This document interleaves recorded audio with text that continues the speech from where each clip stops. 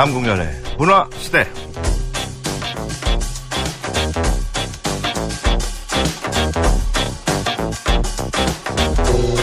요즘에 그 국뽕이라는 단어가 있습니다. 이게 뭐냐면 너무 우리 한민족에게 도치가 될 수밖에 없는 내용들, 뭐 우리가 동아시아 전체를 지배했다거나 잉카 문명을 알고 보니 우리 민족이 만들었네. 그리고 뭐 세계 문화유산 중에 사실은 한민족이 개발한 게 있네. 뭐 이런 얘기를 우리가 그 인터넷에서 시쳇말로 국뽕이라고 부르지 않습니까? 그런데 이 다빈치 코드에 이어서 최근에 화제가 되고 있는 게 바로 직지 코드입니다. 직지심재 요절이 정말로 구텐베르크보다 앞선 거는 맞는데 심지어 영향을 주었느냐 안 주었느냐를 놓고 이것이 정말 그 국뽕의 코드의 하나인지 아니면 사실인지 지금 페이스북 타임라인은 아주 논란이 좀 심각한데요. 오늘 그래서 모셨습니다. 영화 직지 코드의 우광훈 감독을 저희가 어렵게 섭외를 해서 오늘 1시간 동안 그 이야기를 좀 해볼까 합니다. 네, 이 직지 코드에 대해서 오늘은 그냥 바로 얘기를 들어가야 될 것 같습니다. 이 바쁜 시간에 개봉한 지 얼마 안 됐는데 영화 직지 코드의 우광훈 감독 나오셨습니다. 안녕하십니까? 네, 안녕하세요. 저 죄송한데 이 대본 건너뛰어도 되죠? 네네. 네. 아니, 이 얘기는 굉장히 중요한 얘기거든요, 지금. 네. 우리가 보통 국뽕이라고 하는 아까 얘기를 했는데 네네. 구텐베르크의 그 활자보다 우리가 먼저 했다는 거 정도는 이제 우리도 알고 있는데 네. 지금 이 영화의 논란은 말이죠. 그 전에 교류가 있었다는 거. 유럽과. 네. 그 다음에 게다가 한술 더 떠서 우리가 구텐베르크에게 영향을 줬을 수도 있지 않을까가 지금 가설 아닙니까? 네네. 근데 어떻게 보면 이게 너무 일방적인 그 국뽕 코드라서 믿기가 어려운데 말이죠. 네. 그 얘기를 먼저 좀 나눠봤으면 좋겠습니다. 어떤 근거가 있습니까? 일단 근거로 봤을 때 사람들이 국뽕이라고 오해할 수가 있는데요. 네.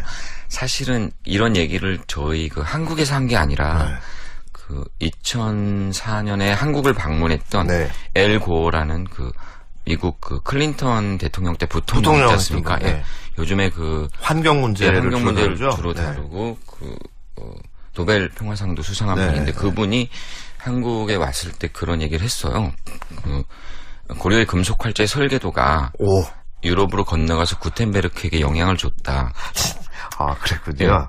그래서 우리도 한국 사람이 얘기했으면 좀 그런 오해를 받을 소지가 있지만 외국에서 그런 얘기가 들어왔다는 것이 너무도 흥미로웠고 그러면 그 얘기가 2004년에 얘기했으면 벌써 13년이 지났는데 어디에서 들었으면 누가 했는지를 왜 궁금해서 찾아가지 않았을까? 아니 이 정도면 뭐 우리나라 국영방송이나 공영방송에서 당연히 다큐를 할 만한 소재인데 말이죠. 네.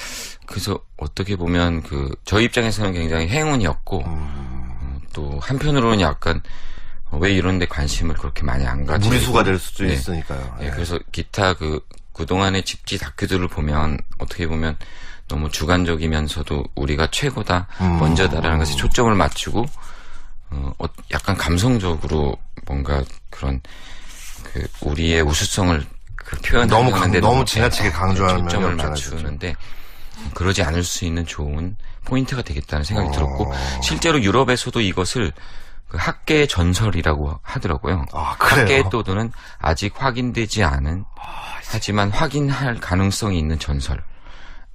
그런 식으로 얘기가 되고 있기 때문에 매우 흥미롭다는 생각이 들었고 뭐 영화 홍보를 위해서 우리가 너무 자세히 답을 알려드리면 안 될 것 같지만 어쨌든 그래서 근거를 좀 찾으셨어요? 제작 영화 기록을 하시면서 너무 이제 건너뛴 거지만 예전에 이 영화의 제목이 금속 활자의 비밀들이었어요. 전주국제영화제 경쟁 부분에 진출했을 때만 해도 왜냐면 저희가 발견한 비밀이 하나가 아니라 한 3-4개가 되는 거예요. 하나를 찾아서 헤매다 보니까 그동안 기대하지 않았던 그런 비밀들이 발견이 되면서 그래서 비밀이라고도 못하고 들을 붙여서 비밀들이라고 했었거든요.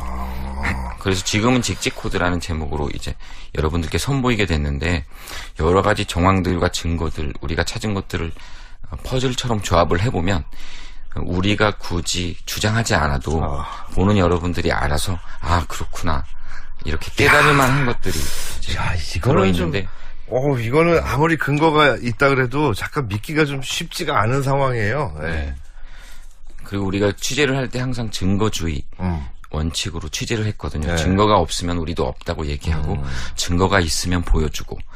그래서 아마 이렇게 보시면 그 예전에 어떤 평론가가 말씀해 주신 그 기억이 나는데 유럽에 던져진 펄펄 뛰는 물고기 같은 다큐멘터리인데 너무도 성실함과 과학적인 뒷받침이 되어 있다.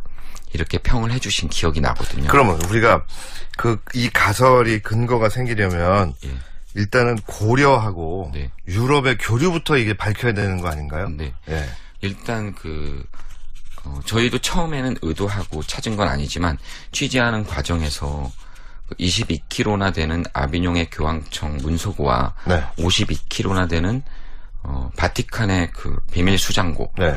지금도 여러 가지 세계의 불가사의들이 그 비밀리에 보관되고 있다고 알려진 네. 그 수장고에 얼마 안 되는 부분을 뒤졌는데 네. 거기에서 교황이 고려 왕에게 쓴 편지를 발견했거든요. 자, 여러분 여기서부터 이제 오늘 충격입니다. 교황이 고려 왕에게 편지를 썼대요. 그 있는 거죠, 이거는 지금. 예, 저희가 직접 눈으로 확인했고 네. 그 당시 영화에도 나오나요, 이게? 예, 영화에 확실하게 나오고요. 네.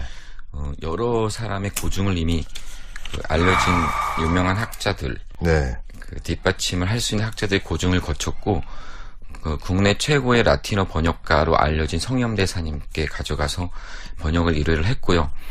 또 한 가지 흥미로운 사실은 이걸 저희가 발견한 거는 이제 제가 편집을 1년 반 정도 해서 지금 선을 보이는 거니까 이미 저희가 발견한 시점은 2년 정도 흘렀거든요.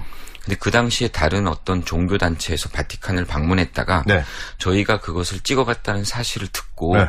그걸 다시 한번 재확인한 일이 있었습니다. 네. 그래서 그분들이 약간 이거는 그 재미있는 에피소드지만 그분들도 또 이것을 자신들이 발견한 것으로 믿고 이제 번역을 의뢰해서 신문에 발표를 한 적이 있어요. 일단은 지금 교황이 고려 왕에게 보낸 편지는 1333년이라는 거죠. 네. 그 옛날에 우리가 알기로는 이제 그 임진왜란 때 신부가 이제 들어온 걸로만 알고 있는데 1594년 1594년이면 벌써 260년을 앞선 네, 그렇죠. 상황이잖아요. 네. 근데 교황이 왜 편지를 썼나요? 고려 왕에게? 그 당시에는 여러 가지 정황들이 있었는데 일단은 1245년 좀 1254년에 이미 그 이전부터 그 고려 쪽인 원나라로 그 많은 사제들이 건너갔습니다. 네. 그 이유는 몽고에서 너무나도 엄청난 힘을 가지고 유럽을 침공하기도 하고 그런 일들이 있었기 때문에 교황들이 약간 그 기독교를 전파하려는 의도도 있었고 또 그 원나라나 네. 또 원에게 좀처럼 함락되지 않는 한 나라가 있다. 네. 그런 그 얘기를 루브릭이나 그런 사제들이 편지에 써서 교황에게 보고를 하거든요. 그래서 그쪽으로 가서 한번 이것들을 좀 알아봐라. 네. 이렇게 사제들을 보낸 거예요. 이렇게 그리고 되면 그때 우리 그 함락되지 않은 그 한 나라가 바로 직지 역사도 바뀌어야 되지만 그러면 그 우리나라에 그 왔다는 외국인에 대한 기록도 바뀌어야 되는 거죠. 지금 이렇게 되면. 그렇죠. 그러니까 세스페테스 신부로 지금 그 1594년 임진왜란 때로 알려져 있는데 이제 어떻게 보면 그때 그 편지를 가지고 간 니콜라스라는 사제가 있어요. 네. 그 사제가 하필이면 또 우리가 찾아서 추적하던 몬테코르비노라는 그 바로 직전에 원에 파견됐던 고려와 원 쪽에 파견됐던 사제가 편지를 쓴 게 있는데요. 네.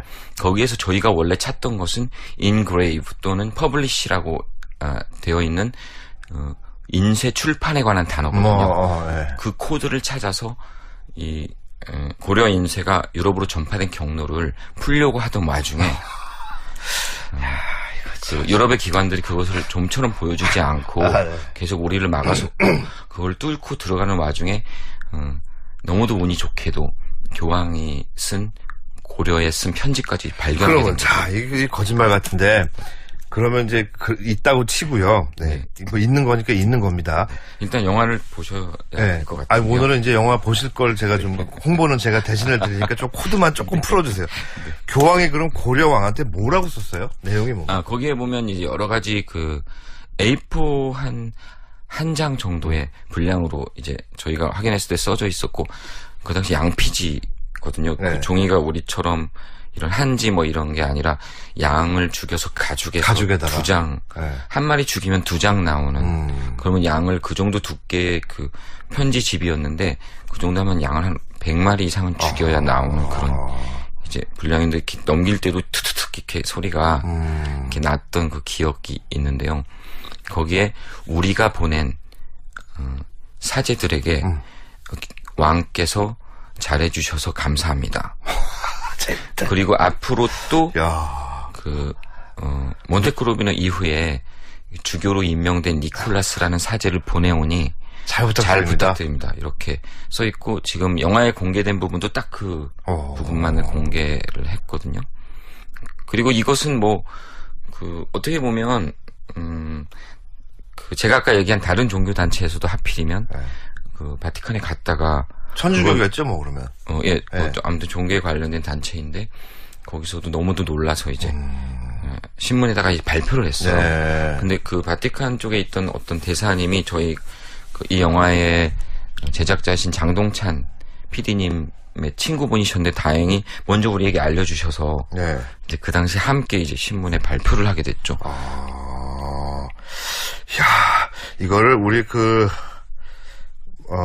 교황 고려왕 편지 뭐 이렇게 한번 뭐 나올까요? 네. 네이버나 뭐 네. 다음 이런 포털 사이트에 치시면 오, 세상에 진짜 나오네. 많이 나오고요.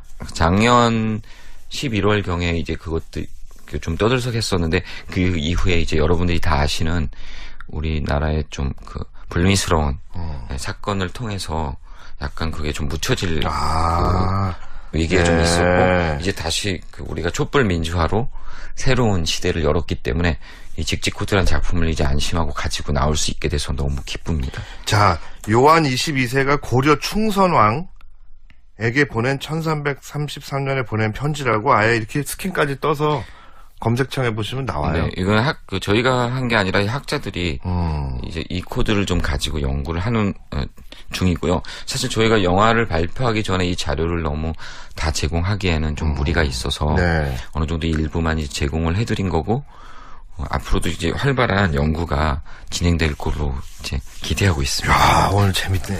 이거 재밌네. 이거 마치 무슨 잉카 제국을 우리가 만들었는데 사실로 밝혀졌다. 뭐 이런 정도의 지금 충격인데 문제는 근거가 있고요. 네, 스캔까지 돼 있고 어쨌든 그 교황청 산하에 있는 그 수장고 안에 있는 문서기 때문에 이건 안 믿을래 안 믿을 수가 없네요. 네. 그리고 이미 그들은 그것을 우리는 이 금속 활자를 추적하는 목적으로 그것을 찾았지만 그들은 그냥 동서양의 종교 교류사를 위해서 지나가듯이 이미 번역해서 가지고 있었기 때문에 우리에게 그 직접 자기들이 번역한 걸 가지고 설명해 줄 때 고려의 왕이라고 얘기를 하거든요. 그래서 제가 너무 놀라서 그때 카메라를 놓칠 뻔하다가 어디 고려왕이란 글자가 있냐 빨리 가르쳐달라. 그걸 클로즈업으로 찍고 싶다. 이렇게 해서 이제 가르쳐주면 정확하게 그걸 찍는 장면도 영화에 이제 나오거든요. 자, 이거 어쨌든 그 교회사의 문제가 아니라 이게 한국과 유럽의 그 교류사에서 그 지금 1319님이 상영 시간이 제한적이라 아직 잘 맞추지 못했는데 꼭 보고 싶네요. 과도한 국뽕은 좋아하지 않는데 증거 위주로 추적하셨다니 정말 궁금합니다. 더 근데 감독님 목소리가 생각보다 지적이시네요. 사진으로 봤을 때는 굉장히 감성적일 줄 알았는데. 네. 다큐는 여러분 감성적인 사람은 성질 때문에 못 찍습니다. 네. 이게 차분하지 않으면 다큐 못 찍잖아요. 제 생각엔 제가 감성적이고 좀 욱하는 성격이 있는데 요번에 이 다큐를 찍으면서 그 안에 동화돼서 이렇게 분노하기도 하고 놀라기도 하고 너무 기쁘기도 하고 이러다 보니까 좀 그 지적인 거와 같이 결합이 된 게 아닌가. 게다가 그 수많은 학자들도 확인하고 싶어하는 그 중세 시대의 그런 그 문서를 직접 눈으로 확인한 그런 행운을 누렸기 때문에 약간 목소리에 지적인 게 가미되어 된 게 아닌가. 네. 이렇게 작품이 감독을 바꾸는 경우도 있습니다.